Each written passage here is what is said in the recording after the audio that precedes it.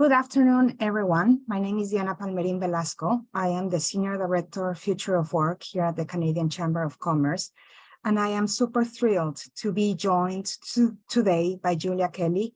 Julia is the Vice President of Small Business Banking at TD Bank Group.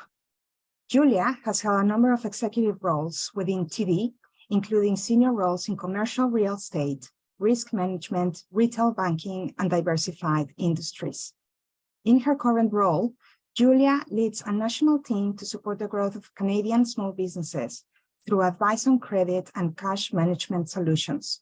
She is also the strategic lead, providing innovative banking solutions to the franchise, professional, and women in enterprise segments across Canada.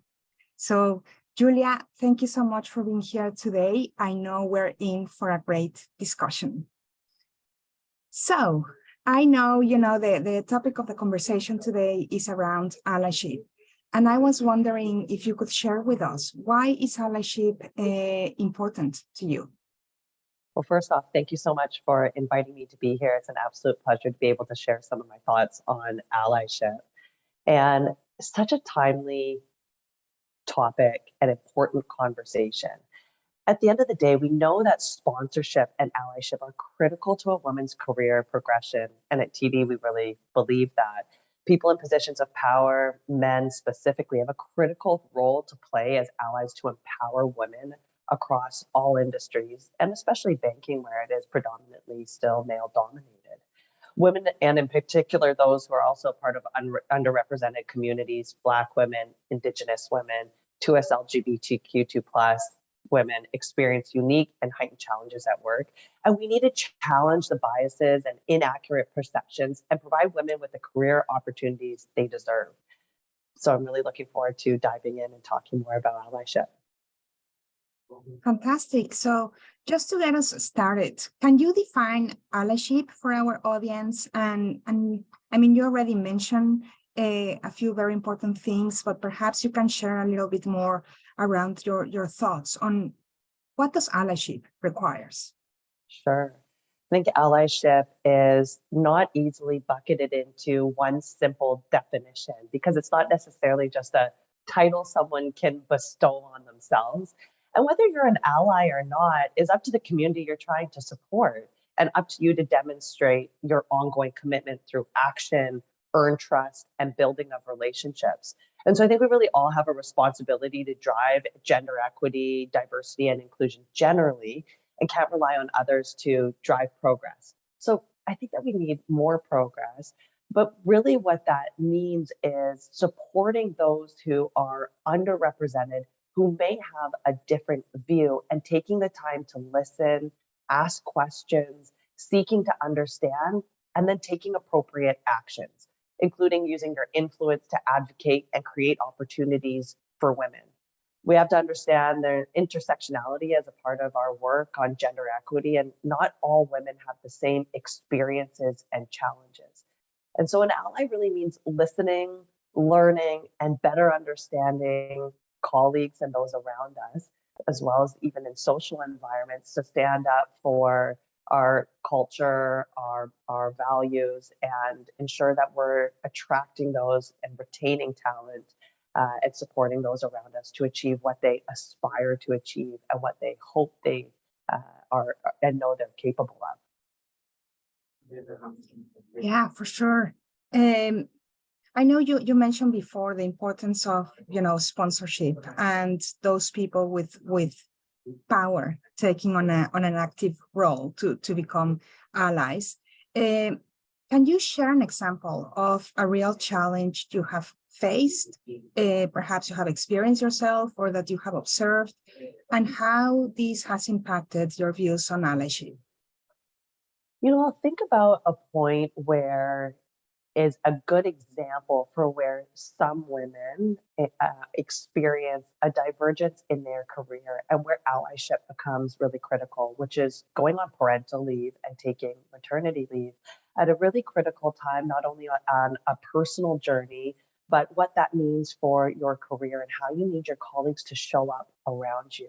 So I think not only is that a big decision point for someone to start a family, but there's a lot of uncertainty that can be faced for what going on a leave looks like, what the period of time and the movement of careers around you on the time that you're on leave, and then what return to work looks like and support that's required.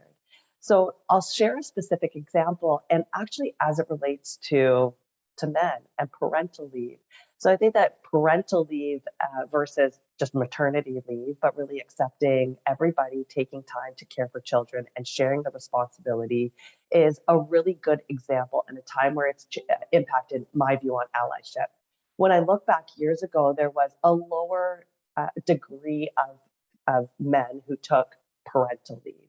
And at the time that it had initially been rolled out in the bank, there had been a TD specifically, and I think this is true for most organizations, where there's a shorter time period for parental leave, perhaps a top-up period, and it was not widely accepted that men could also take this time period. And perhaps the social view on it was that it was not as accepted that men would take this time and be supported for it, in part because resourcing is difficult, a shorter term leave to staff against that and continue on business as usual can be extremely challenging. And where I found that we shifted our view at TD, and myself specifically, is actually if we support men to take this leave and support their families, then they can be seen as true allies and partners for their on the home front, as well as for their colleagues around them, to understand what it means to be off on parental leave, where you may hear the biases of it's a vacation, this is an easy time off, it's not really hard work. Things like that might be examples of how bias might exist. But when we can actually treat everybody equally, it helps us better understand the bias that we have and build allies for support in the future. And so where I stand tall on is my view on allyship has shifted to ensure that women are also inclusive of that view, to bring others along and talk about and be vocal around the challenges that are faced, and that then men can show up equally for their partners inside and outside of their organizations. Yeah, I love everything you're saying, and I really appreciate how you are highlighting, parental leave. It's not just maternity leave. We know, I'm not sure what is a technical term, but it's almost like the motherhood penalty that, women often face in their careers for taking maternity leave. But if we make it parental leave, and it's not a women's issue, right? It is men as well. So yeah, thank you for bringing that up. My next question is around, for those trying really to figure out how to be an effective ally, what advice can you share, and what are some of the things perhaps that they should avoid? Yeah, great question. So I'll speak a bit about from TD's perspective, which I share unilaterally as well. We believe in creating safe spaces for women of various backgrounds with different perspectives, goals at any stage of their career, especially places that haven't historically had strong representation of women. And I would say especially as it relates to women entrepreneurs. And we have a business segment that I lead specifically around supporting women entrepreneurs. And the reason I highlight this is because what it means to be an effective ally, and the work we've done internally, is to create awareness around unconscious bias. And those who may believe that they are existing supporters of women, or may not view gender or have gender bias, when they go through the training that we have to become what we call an accredited WeBanker, Women in Enterprise Banker, they realize they do have bias, men and women alike. And so what I think that means is we have to understand, acknowledge the additional challenges that women face in the workplace. And there are organizations like McKinsey and Lean In who have done work around this, where we have maternal bias, where women and mothers are perceived to be maybe less dedicated to their careers, or the prove it again bias, where women feel they need to work twice as hard and be seen as competent as a man and not be judged and perceived based on their work that they've done and performance, whereas their men counterparts are based on their potential. And then the double bind, where gender and stereotypes create a no-win situation for women leaders, and a woman who's seen as strong and competent, but not warm and well-liked, or conversely, if she's seen as warm, maybe not a strong leader.